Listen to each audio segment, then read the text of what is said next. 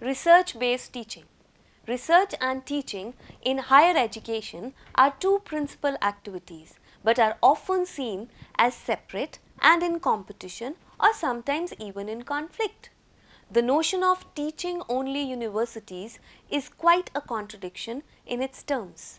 It merely pretends to offer a university education without its most distinctive and essential characteristic, the inherency of link between teaching and research.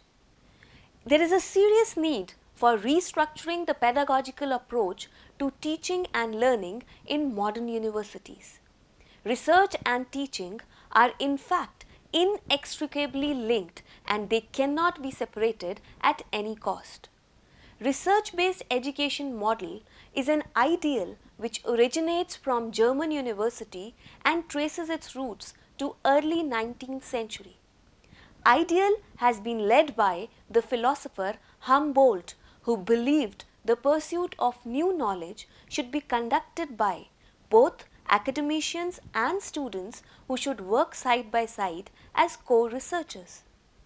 This research-based education is based on students who are disinterested in the search of truth through the cultivation of pure academic inquiry.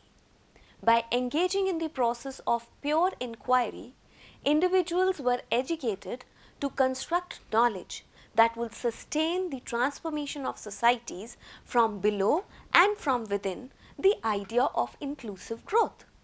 Newman's ideal of useful and liberal knowledge, where students are guided, supported to be a community of thinkers, able to think and to reason, to compare and to discriminate and to analyze, and this comes from research-based education.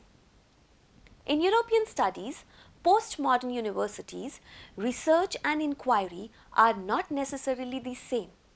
Research active academics are not always interested to spend time and effort in pedagogical innovations. Barnett suggests that there are many pressures that are pulling research and teaching apart. The 20th century saw the university change from a site in which teaching and research stood in a comfortable relationship with each other to one in which they become mutually antagonistic.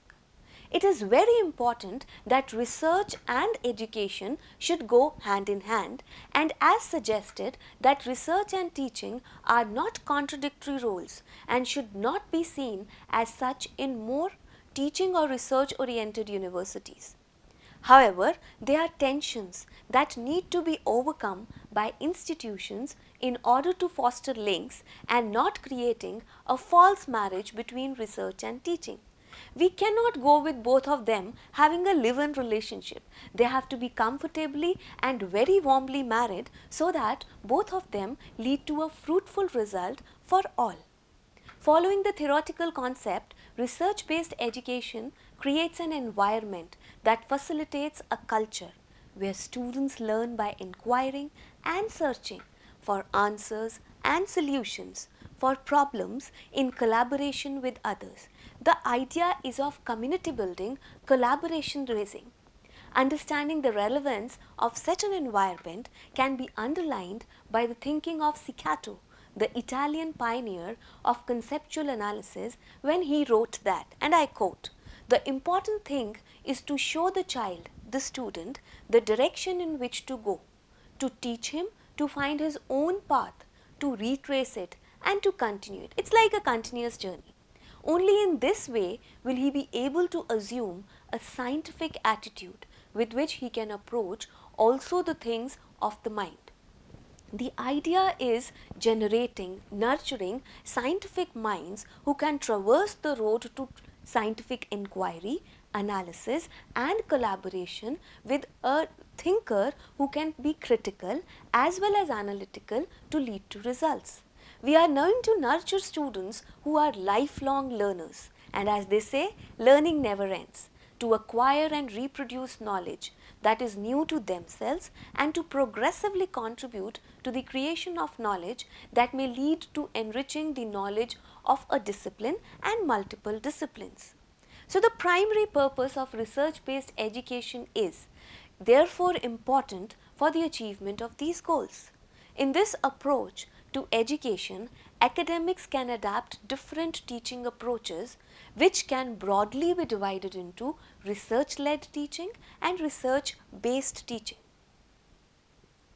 Research-led teaching occurs when academics use their expertise as active researchers or use the research of others to inform teaching, whilst their own research ideas and approaches are stimulated and sharpened through interactions with the students. So, research-based education requires that the past research, either done by the academician himself or some other persons, they are incorporated. The students are made to know, they are reflected on what has been researched in that particular discipline.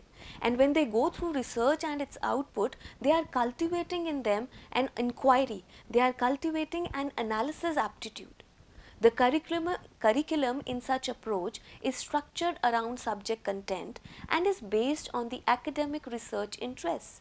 This occurs by exposing students to research ideas and approaches which have been concurrent, stimulating debate and provoking questions. Students here can be either passive, where they are only listening to the lecturer, or they are active through participating in discussions. So, all these discussions, they are built around current and the past research. Academics do not need to be active researchers or be performing cutting edge research. They can only inform the students about the research being undertaken, and that will nurture in them, that will sharpen their outlook about the discipline. But they do not need to be engaged in a scholarly manner within their disciplinary field. So, basically the academician does not have a pressure that he has to be a thorough researcher and only then he can go for research led teaching. And on the other side, if we have research based teaching, this occurs when academics plan, deliver and assess students' work through their involvement in research or inquiry based activities. So, here they are actually doing the research themselves, while in the earlier approach they were being fed on the output of the research. The curriculum is therefore structured around these activities where students indulge in undertaking inquiry, conducting research.